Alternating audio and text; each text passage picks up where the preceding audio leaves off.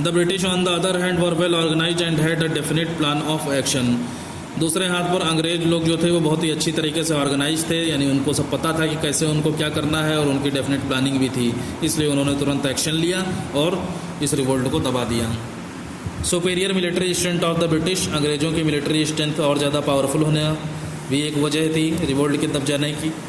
The British had unlimited resources, अंग्रेज़ों के पास असीमित संसाधन थे, एंड सफिशिएंट फाइनेंस और पर्याप्त मात्रा में रुपया पैसा था to fund their army during the revolt, army को रिवोल्ट के दौरान, रिवोल्ट के समय, लड़ाई के समय फंड देने के लिए, पैसा देने के लिए, जो भी उनकी ज़रूरतें हैं उनको पूरा करने के लिए अंग्रेज़ों के पास असीमित साधन और बहुत सारा पैसा था। The Indian sepoys use primitive weapons, भारतीय सैनिक अपने वही पुराने हथियार जैसे कि पुरानी बंदूकें, चक्कू और तलवारों का इस्तेमाल लड़ाई में करते थे, जबकि अंग्रेज लोग बहुत ही सुपीरियर मिलिट्री इक्विपमेंट यानी बहुत ही पावरफुल सेना के जो हथियार थे उनका इस्तेमाल करते थे। The availability of railways and the introduction of telegraph also enabled them to communicate faster and dispatch. Railway system होने की वजह से और टेलीग्राफ यानी टेलीफोन का इंट्रोडक्शन हो जाने की वजह से अंग्रेज लोग इस लायक थे कि वो एक दूसरे से कम्युनिकेट बहुत ही तेज़ी से और एक दूसरे से जुड़ सकें। ठीक है, बहुत तेज़ी से ये उनके पास उपलब्ध था, ये उनके पास सुविधा थी, फैसिलिटी थी। As well as the military equipment at the appropriate time, और मिलिट्री के हथियारों को यानी सेना को हथियार पहुंचाने पर अप्रोप्रिएट टाइम यानी सही समय में सेना को हथियार पहुंचाने की उनके पास सारी सुविधा थी, और कम्युनिकेट बहुत ही तेज़ी से करने में सभी लोगों को एक दूसरे से उनके पास सभी तरीके की फैसिलिटी मौजूद थी। Indian support to the British, कुछ भारतीय लोगों का अंग्रेज़ों को जो सपोर्ट था। The Scindias, Nizam of Hyderabad and rulers of Patiala in Punjab remained loyal to the British, ये सारे लोग अंग्रेज़ों के विश्वास पात्र बने रहे। The Pathan hill tribes of the north west frontier and the Gurkhas of Nepal rendered useful services to the British during the revolt. North west frontier यानी हमारे नॉर्थ वेस्ट जो फ्रंट का इलाका है, नॉर्थ वेस्ट की स्टार्टिंग का जो इलाका है, वहाँ के पठान पहाड़ियों के जो आदिवासी लोग थे, ठीक है, पठान लोग जो थे, और गुरखाज नेपाल में, इन लोगों ने रिवोल्ट के समय, लड़ाई के समय अंग्रेज़ों को बहुत ही यूज़फुल सर्विसेज दी थी। In Awadh very few taluqdar join the revolt, Awadh में भी बहुत कम तालुकेदारों ने लड़ाई में हिस्सा लिया। While some change loyalties with the coming of the British troops, जबकि कुछ लोगों ने अंग्रेजी सैनिकों के आने की वजह से अपनी लॉयल्टीज़ यानी विश्वास पात्रता को बदल दिया, वो उनकी तरफ हो गए। Many zamindars and money lenders choose to stay away from the revolt all together, बहुत सारे जमींदारों और उधार देने वाले बड़े बड़े जो अमीर या रईस लोग थे, वो लोग इस रिवोल्ट से एक साथ इकट्ठे अलग हो गए। वीक लीडरशिप, कमज़ोर नेतृत्व। The mutineers had great leaders like Tantya Tope, विद्रोह करने वाले जो लोग थे उनके पास बहुत ही महान नेता थे जैसे कि तांत्या टोपे, नाना साहेब और Rani Lakshmibai. But they could be successful only in certain regions of the country, लेकिन ये लोग देश के कुछ ही हिस्सों में सक्सेसफुल हो पाए थे। दे वर ब्रेव, वो बहुत बहादुर थे, but lacked foresight and knowledge of military strategy, लेकिन उनके अंदर दूर तक सोचने की क्षमता की कमी और सेना से जुड़े हुए जो प्लानिंग थी उसके नॉलेज में बहुत कमी थी।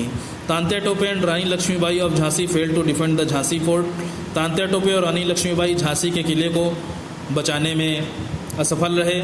Because they did not have the military skill, क्योंकि उनके अंदर मिलिट्री स्किल नहीं था, सेना से जुड़ा हुआ जो हुनर होता है कि कैसे उसको आगे के लिए, लड़ाई के लिए तैयार करना है, ये चीज़ उनके अंदर नहीं थी।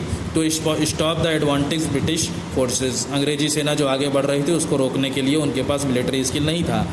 Also Bahadur Shah Zafar who was chosen as the leader of the revolt, Bahadur Shah Zafar भी जिसको भी रिवोल्ट का नेता के लिए, रिवोल्ट के लीडर के रूप में चुना गया था, वाज वेरी ओल्ड, वो बहुत बूढ़ा था, एंड वीक और बहुत कमज़ोर भी था। He was not at all capable of leading a revolt of such stature, इस तरीके के रिवोल्ट को लीड करने के लिए वो लायक ही नहीं था। न्यू डेवलपमेंट्स, नए विकास, क्रांति के बाद क्या हुए।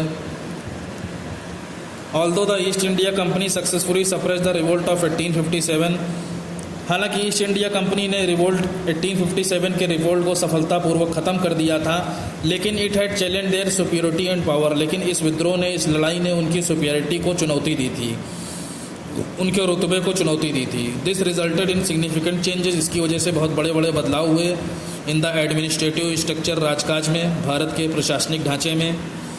After the 1857 revolt, Queen Victoria issued a proclamation in 1858, 1857 की क्रांति या 1857 के रिवोल्ट के बाद क्वीन विक्टोरिया ने 1857 में एक प्रोक्लेमेशन दिया, एक दावा किया। The following clauses were mentioned in the Queen's proclamation. महारानी के प्रोक्लेमेशन में, यानी उन्होंने जो दावा किया या उन्होंने जो वादा किया, प्रॉमिस किया, लेटर के रूप में, जो भी उन रिटन में हो, चाहे जैसे भी हो, एक कानून बनाया, कह सकते हो लॉ बनाया। इस प्रोक्लेमेशन में the company rule came to an end the administrative control of India was transferred to the British crown.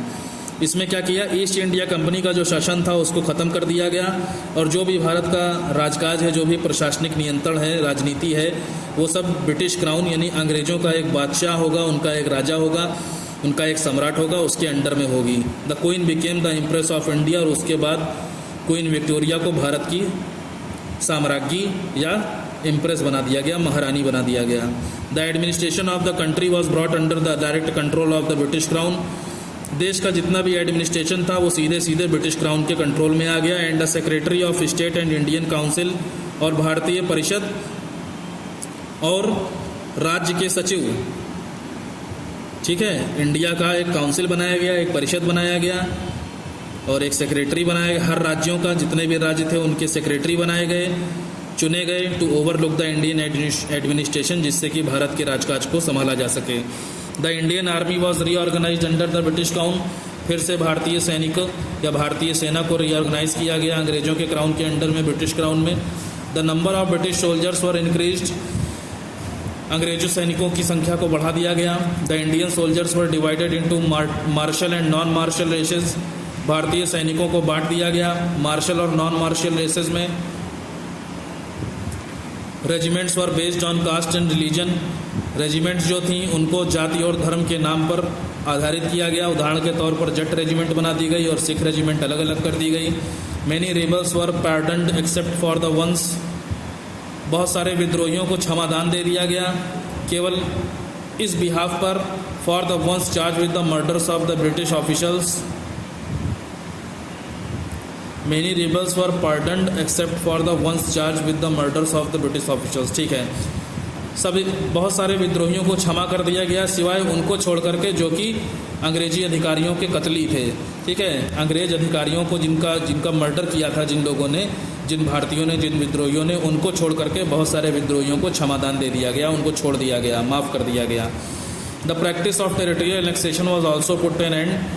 ये सब छोटे छोटे इलाकों को अपने कब्जे में ले लेने का जो प्रैक्टिस था, जो प्रथा थी, उसको भी ख़त्म कर दिया गया। The British decided to respect and stay away from any religious and social practices of the Indian people. और अंग्रेज़ों ने ये फैसला लिया to respect and stay away, कि वो सम्मान करेंगे और stay away from any religious and social practices of the Indian people. और भारतीय लोगों को किसी भी धार्मिक या सामाजिक प्रथा को ठेस नहीं पहुंचाएंगे, उसको जैसा है वैसा ही बने रहने देंगे और लोगों का सम्मान करेंगे। ठीक है,